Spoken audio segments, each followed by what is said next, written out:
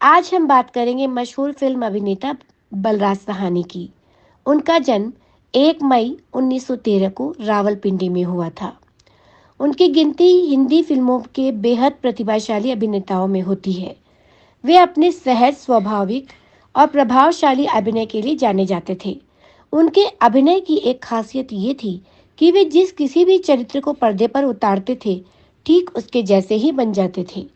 बलराज साहनी ने लाहौर से अंग्रेजी साहित्य में एमए की डिग्री हासिल की थी। उसके बाद कुछ समय बाद वे रावलपिंडी में अपने पारिवारिक व्यवसाय में लग गए। 1930 के दशक में दमयंती साहनी से विवाह करने के बाद दोनों पति पत्नी शांति निकेतन में गुरुदेव रविंद्रनाथ टैगोर के विश्व भारती विश्वविद्यालय चले गए, जहां बलराज साहनी अंग्रेजी और हिंदी शिक्षक के रूप में कार्य करने लगे और उनकी पत्नी दमयंती साहनी ने विद्याध्ययन जारी रखा। सन 1939 में वे बीबीसी की हिंदी सेवा में रेडियो उद्घोषक के रूप में कार्य करने के लिए इंग्लैंड यानी कि लंदन चले गए।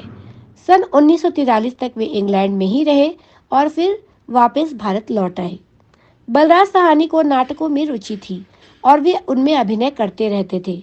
उन्होंने हिंदी फिल्मों में अपना पहला कदम लगभग 33 वर्ष की आयु में रखा। उनकी प्रारंभिक फिल्में थी इंसाफ, धरती के लाल और दूर चले, जो सभी 1946 में प्रदर्शित हुई। इनमें से फिल्म धरती के लाल को बहुत प्रशंसा मिली। इस फिल्म को सोवियत रूस में भी प्रदर्शित किया गया और वहां भी इसकी काफी प्रशंसा हुई। यह फिल्म सन 1943 के बंगाल के अकाल पर आधारित थी।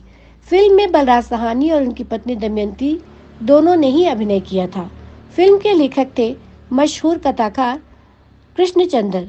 फिल्म में संगीत दिया था प्रख्यात संगीतज्ञ रविशंकर ने। बलराज साहनी क्रांतिकारी विचारों के थे।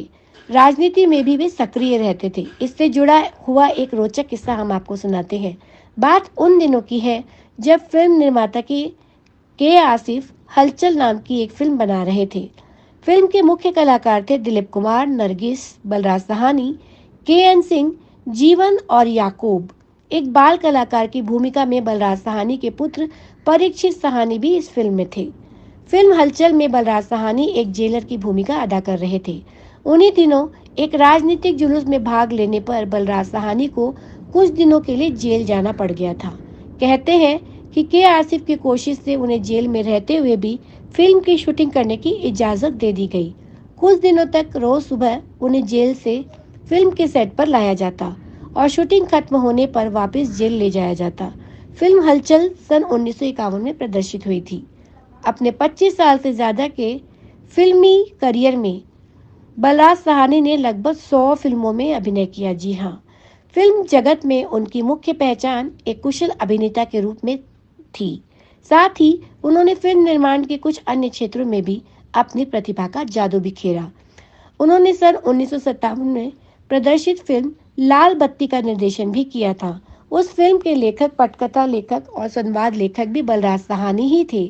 फिल्म के नायक की भूमिका भी उन्होंने ही अदा की। फिल्म की नायिका थी माला सिन्हा। सन 1951 में आई फिल्म बाजी के लेखक, पटकथा लेखक और संवाद लेखक भी बलराज साहनी ही थे। फिल्म में मुख्य प्रमुख भूमिकाओं में देव आनंद, गीता बाली और कल्पना कार्तिक थे। सन 1972 में प्रदर्शित फिल्म शायर कश्मीर मजहूर के संवाद भी बलराज साहनी ने लिखे थे। इस फिल्म में बलराज साहनी और परीक्षित साहनी प्रमुख भूमिकाओं में थे।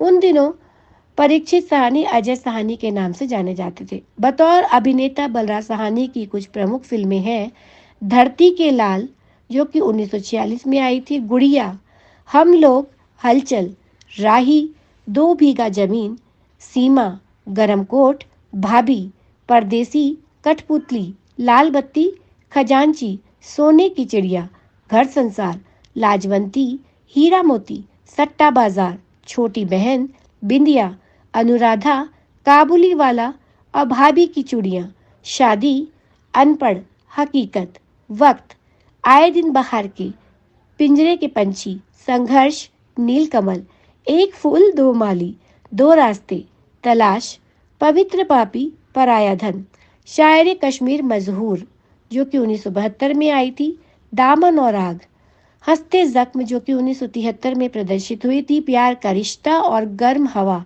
ये दोनों भी 1973 में ही आई थी। बलराज साहनी एक अच्छे लेखक भी थे। उनकी लिखी किताब मेरा रूसी सफरनामा के लिए उन्हें सोवियत लैंड नेहरू पुरस्कार प्रदान किया गया था। उन्होंने मेरी फिल्मी आत्मकथा नाम की एक पुस्तक भी लिखी थी। भारत सरकार ने सन 1969 में बलराज साहनी को पद्मश्री से सम्मानित भी किया था। तो बॉलीवुड में आज के लिए इतना ही। हम आपसे फिर मिलेंगे बॉलीवुड की कोई दिलचस्प कहानी या किस्सा लेकर। तब तक के लिए हमारे साथ अपना साथ बनाए रखिए। नमस्कार।